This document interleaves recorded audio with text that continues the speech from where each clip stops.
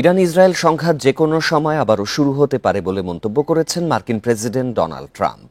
NATO সম্মেলনে Trump বলেন, ইরানের সাথে আবারও পরমাণু আলোচনা শুরুর বিষয়ে আশাবাদী তিনি।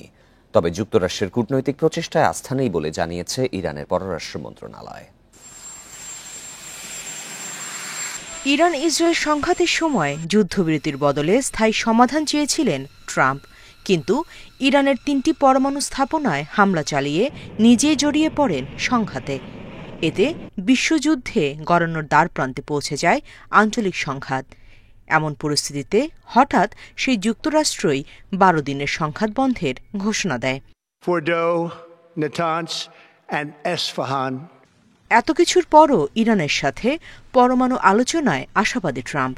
ন্যাটো সম্মেলনে ট্রাম্প বলেন, আগামী সপ্তাহে বৈঠক, হতে পারে চুক্তিও।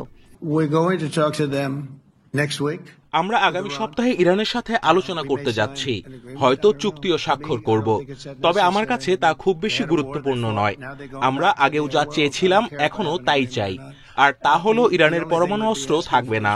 অবশ্য আমাদের হামলায় ইরানের পারমাণবিক স্থাপনা পুরোপুরি ধ্বংস হয়েছে। ইসরায়েলের সাথে যুদ্ধে ইরান সাহসিকতার পরিচয় দিয়েছে বলেও মন্তব্য করেন মার্কিন প্রেসিডেন্ট। ইরানের তেল রপ্তানির ওপর নিষেধাজ্ঞা প্রত্যাহারেরও ইঙ্গিত দিয়েছেন ট্রাম্প। এদিকে যুক্তরাষ্ট্রের কূটনৈতিক প্রচেষ্টায় আস্থা নেই বলে সাফ জানিয়েছেন ইরানের পররাষ্ট্র মন্ত্রণালয়ের মুখপাত্র ইসমাইল বাঘাই। বলেন, যুক্তরাষ্ট্র একদিকে কূটনীতির কথা বলে, অন্যদিকে ইসরায়েলকে হামলার সবুজ সংকেত দেয়। যুক্তরাষ্ট্র কূটনৈতিক প্রচেষ্টাকে ধ্বংস করেছে বলেও অভিযোগ করেন বাঘাই। তবে যুক্তরাষ্ট্রের ওপর ভরসা না থাকলেও ইরান কূটনীতির পথ বর্জন করেনি বলে মন্তব্য করেন বাঘাই। জানান, বিভিন্ন পক্ষের সাথে যোগাযোগ রাখছে ইরান। জাতীয় নিরাপত্তাকে ইরান সবসময়ই সর্বোচ্চ অগ্রাধিকার দেয় বলেও জানান তিনি। Nusrat Serin, independent news.